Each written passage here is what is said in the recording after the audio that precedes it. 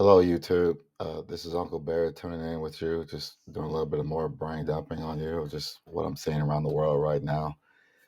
I want to talk about the Rand Carthon situation. To be honest, I was very just, I was just disappointed because I wanted to see, if anything, what he was going to do in this upcoming draft. I understand that he had a couple of bad seasons or whatever, but honestly, he's trying to fix a big mess. And I believe that he had the knowledge and the resources to bring in top tier talent for us. And despite the record, I feel like they were on the right move. They were just missing a couple more pieces. I feel like, quarterback or, just the camaraderie of the team, whatever was missing. But I was disappointed to see him get fired, and I was hoping that he would have stayed just to see what he would do this upcoming offseason. With that being said, I want to kind of just, you know, kind of tell you all about like what my thoughts were surrounding that whole situation. So when Rand Carthon first came to Nashville, I met him one time. He came by my job where I was serving at. I didn't serve him, but I knew he was a Florida Gator. Just in his old college playing days. And so I remember kind of joking around with him saying, I know that you're a Florida Gator at heart, but it's still go Vols is what I was trying to say. Now, I don't know if he took it seriously or not, but I remember his partner, whoever that was that he was talking business with, he looked at me like I lost my damn mind or something, just kind of like all angry and all just tense, like oh whatever. Um, I didn't never get a chance to really explain myself to Rand because honestly, I didn't think he really cared. But I felt like the reason why I said it that way is because I was trying to, I guess, warn him about his audience. To me, it didn't matter how much success you had in San Francisco or with the Seahawks or the Rams or wherever you came from out west or even Florida. Tennessee is just different. Like, there's a very big stronghold here, or whatever, as far as spiritually. With that being said, yeah, I kind of want to just kind of, I guess, you know, talk about my feelings on the Titans as an organization. When they first came to Nashville and they were building the stadium, and I think I was like, you know, fifth grade, sixth grade, somewhere around there. I was really excited because we had the Vols, but we didn't have an NFL team, so I was really excited to see something different. Of course, I was a kid then, so I didn't understand like all the politics and stuff going behind certain things. I was just excited that we had a team, especially when that team took us to the Super Bowl their first year, as far as establishing their home in Nashville. I heard rumors about them leaving Texas or Texas people not liking them. I didn't care. I was just happy that I had a team. With that being said, as I got older, I started to, you know, just paying attention to the history of the organization. Um, I remember when they were building the stadium, and I guess they had some type of business maneuvers with TSU, Tennessee State University, and I guess the president or whoever he was some high board member for TSU. He made a lot of money by striking a deal with Mr. Adams in terms of Miss Adams will let the TSU Tigers use their facilities, but all the money that TSU made basically had to go to the maintenance of the Titans. So all that money that should have went to TSU in terms of you know going towards their education or just renovating their property, it all went to the Titans. And so, and that's why I kind of wanted to say, like, we just got to do better as a people in terms of it can't always be about that dollar. Like, what moves are you making that's going to affect like the whole generation or generations after you? Which that's kind of alludes to what I was talking about earlier in one of my other videos about the "It's a Wonderful Life" movie. But to go back to just my opinion on the Titans in terms of the organization, they always seem to just be about money, and that's it. When I think about the Steelers have a great respect from their fan base and from just the players always give respect to the owners, and it doesn't matter which roster they're, they always give respect because I believe the Rooneys have established like this is who we are as an organization, and you can be a part of it or not, but this is who we are. The Titans, I don't think know who they are as an organization. I think they just see this as a big, money making tool that has made them a lot of money throughout the years. But as far as like standing on firm, like this is who we are, I don't think it's there because it's just too inconsistent for me. But besides all that, just again watching the team throughout the years, I still remember how they treated Steve McNair, locking him out. And, people can say, oh, they were just doing it to protect themselves. Steve McNair gave his all for that team, injury wise, leadership wise. He gave his all. And I thought that was very poor on their part on how they treated him in the end. I thought it was poetic when he went to. I mean, don't get it twisted. I do not like the Ravens, so I hate to see, you know, Steve, Samari Roll, Derek Mason, those players leaving and literally beat us. I felt like the Titans deserved it, honestly, based on how they were treating those players that gave their all to this organization. Um, we can go on about the list, talk about Derrick Henry, how they treated him. It's just a pattern to it. AJ Brown. I mean, all these players have different situations, but one thing is clear is that they do not like how the organization is run from the inside in terms of how they treat their employees and whatnot. I don't know. I'm not in there. I'm just going based off what I've heard and what I've seen over these years. Another, uh, I guess, person that used to work for the Titans was Mike Mularkey. Now, I never met him like personally. I kind of interacted with him a little bit. He was walking by the Titans, and I'm sorry, he was walking by my job one day, and me and a coworker kind of shouted him out. But he didn't seem to be, like stuck up or anything. He was very approachable. We just didn't bother him because he's probably thinking about the game or whatever he was going to go do. But I do remember that Mike Mularkey did call out the Titans as far as like questionable behavior. Um, Again, I wasn't in there. I don't know why he would, want to say that out in public as far as calling them out. But as far as like giving head coaches or people of color like a legitimate shot at, leadership positions, he called them out for that.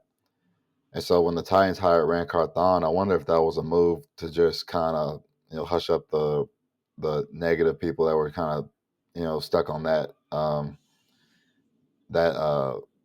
just they were just stuck on that situation at the time as far as like Mike Mularkey calling them out for racial stuff. Again, I'm not saying all this to play victim or anything. I'm just stating out facts on what I heard and what I've seen over the last few years.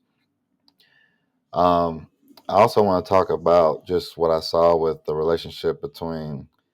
Well, I think I already talked about it. Just the relationship between like TSU and the Titans. Again, all that money should have just that TSU basically made during their games at TSU or at the Titans games in their stadium. That all that money should have gone to TSU, and it crippled them for a while as far as finances. Um, uh, there's been a lot of players. I get that we all come from different backgrounds and different schools and traditions. But one player that came to mind was Harold Landry. Now he's a very destructive player on the defense. Gets lots of sacks. Brings a lot of excitement to the team in that way. But when I met him personally, he came off as a very arrogant, just person. I guess that's how Baltimore gets down. I don't know, but what I do know is that when I was serving him personally, I'm just trying to go over what we're known for, what's good to me at least. There, that's all I can give you. Really, I'm just a server. So I told him about our crab cakes, and of course, him being from Baltimore, I guess he felt the need to be like. He literally said, "I heard your crab cakes were ass." Well, dog, I didn't cook them. Why you come to me like that? I'm just trying to serve you. You know what I mean? But you went out of your way to let it be known that you really didn't care about me or my opinions, right? So my thing about him is I'm not saying he's the same person. I'm pretty sure he's grown or, he was a young rookie back then. So I'm pretty sure he's grown and made better decisions. But that day let me know exactly who he was in terms of the arrogance. And really a lot of people that move here and that have been moving here, I believe they got that same attitude about Nashville and Tennessee in general. Like, oh, I'm from New York, or I'm from Florida, or I'm from L.A. Like all these big cities. Like I'm supposed to bow down to you. Last time I checked, you all moved here because you heard the grass was greener on the other side. That's why you're here. I don't understand why you think I got to bow down anything you got to say, honestly. But the one thing that I guess I wanted to kind of tie all together was I think Amy, Ran Carthon, Harold Landry, J.C. Latham, DeAndre Sweat are just a few examples of all that people come from, like, different areas, and they just try to trash the Vols or trash Tennessee. Well, guys, you got to know your audience. That's just point blank period. I mean, there's a reason why the Tennessee Vols Stadium is always full no matter how bad we suck, right? And there's a reason why your stadium, Tennessee Titans, is empty when you suck. You know, when you're good, and everybody wants to come buy tickets. But when you suck, ain't nobody supporting you because you have neglected the people who actually live here.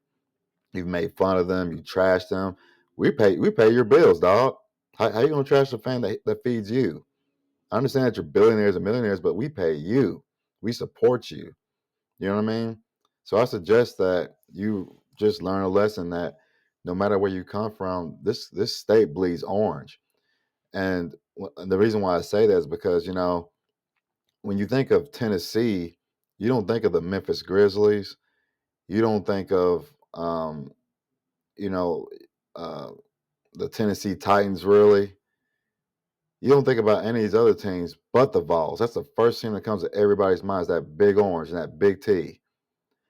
It doesn't matter whether you like the school or not, but if you're trying to make some money as far as a Titans organization, you need to appease the big orange country because that's literally the same people. The only reason why Bud Adams wanted this location because, make no mistake, he saw the energy of not just the Vols, but he saw it's just SEC country. Tennessee touches Alabama, touches Kentucky. He saw that this could be a real big potential, but because he's from Texas, his roots weren't involved with the Vols. He didn't care to understand it. He just was all about the money.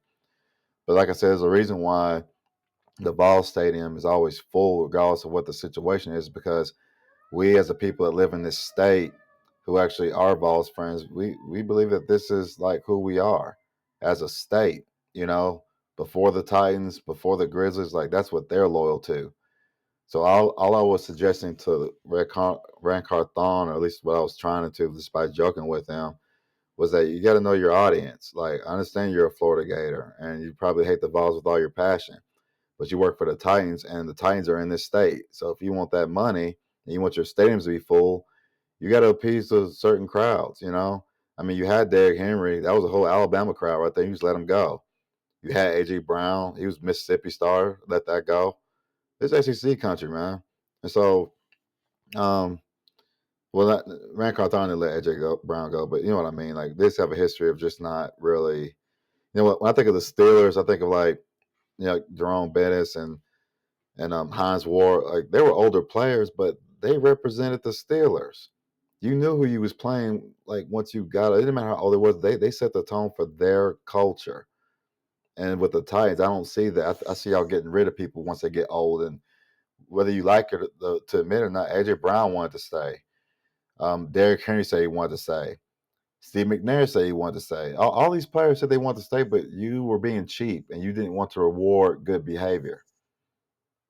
That's the truth. And so, us Tennessee fans, we see that. I think um, I can't. His name is escaping me right now, but Mike Keith, the sound for the voice for the Titans for the last 2 decades or so. He went up. He's come back home now. He's come back home to his roots and what made him passionate about Tennessee in the first place.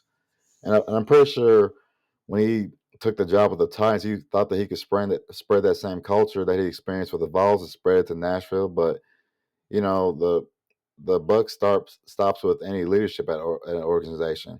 If that leader doesn't care about the traditions of a certain audience, then there's nothing you can really do about that. Um, but yeah, I just think that that's the reason why that's the difference between the Vol Stadium being full and the Titans stadium always being empty. Like you got two different just ideologies just not meshing well. Everybody's trying to make the people of the state change or upgrade. And like, man, the way we see it is, y'all came here.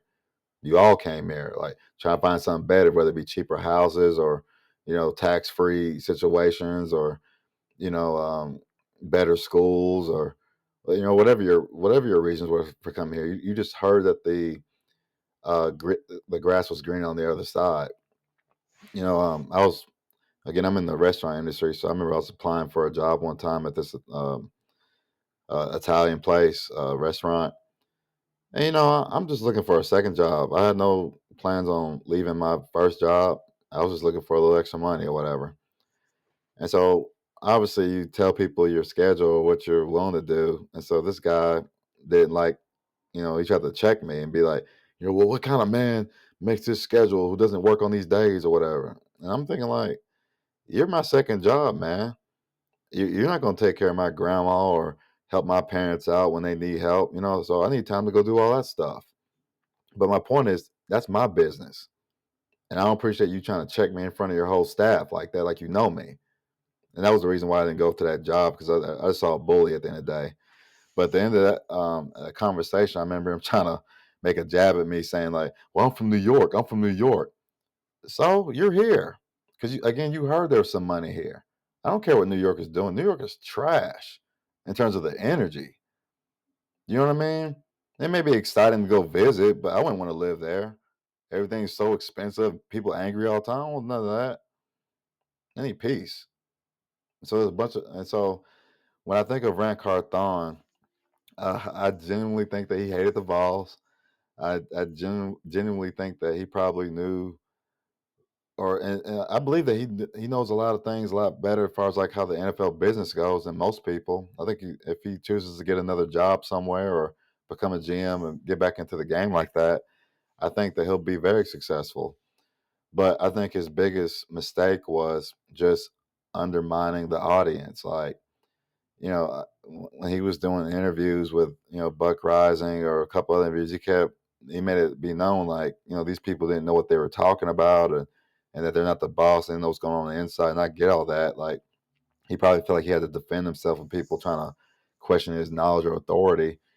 But that's why I hinted towards him that night, that it still go Vols. Like, it's just the culture here, man. Like, um, you can call it racial or whatever, but the point is you just got to know your audience. Is all I'm saying. Moving forward, no matter like what you believe in, like if you're trying to sell out those tickets and get people on board, you need to study what makes the Vols fans passionate around here.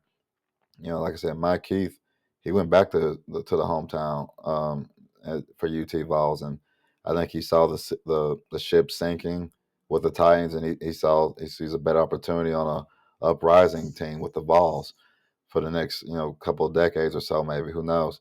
But all I know is that you know, um, like I said, me personally, I love the Vols. I'm from here. I know there's a lot of people that live in Nashville that don't agree because maybe Vanderbilt or TSU. But the truth is, when you think of Tennessee, you don't think of Vanderbilt. You don't think of TSU. You don't think of Memphis. You don't think of any of those things. You think of big orange country is what you think of just automatically. And there's a reason for that because the spirit of the Tennesseans is surrounded by that school.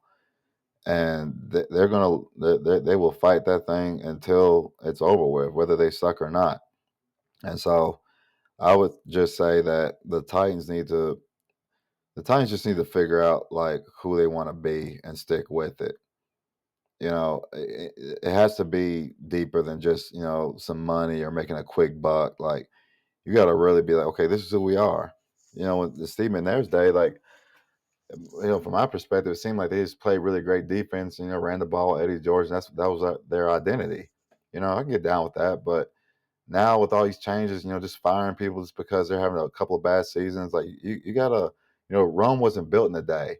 Like you gotta give it some time. So, I mean, what are you gonna do the next couple seasons? Keep firing people just because you're not winning? Like, I mean, you're not. you got to let it marinate some, man. You got to let that thing cook a little bit before you just say, "Oh, it's done." You know. And so I just, me personally, I just feel like the the decision to fire Ran Carthon was just purely emotional. To be honest, that's just how I feel about it. I'm sure Rand doesn't have any personal feelings towards it because he just knows the business better than most. But at the same time, like I would say that, you know, at some point, the arrogance as far as like how people look at Tennesseans has got to just drop, because if you're trying to do business here, you better get in line and figure out like who we are as a people. Me personally, I don't care what California's doing. California's burning right now because of some poor leadership decisions. You know, New York's struggling in certain areas. Florida had that hurricane and no FEMA. Like, it's just a lot of things. I'm like, I'm not trying to be like the rest of these states. I'm trying to figure out what's going on here. So, I mean, say what you want. I know that a lot of people will look at me and be like, "Oh, you a sellout," or "You think you're white," or whatever. I don't care. I'm from here. I'm probably gonna die here. I love the Vols, and for me, it's always gonna be go Vols. Until next time, God bless y'all, and y'all just stay safe.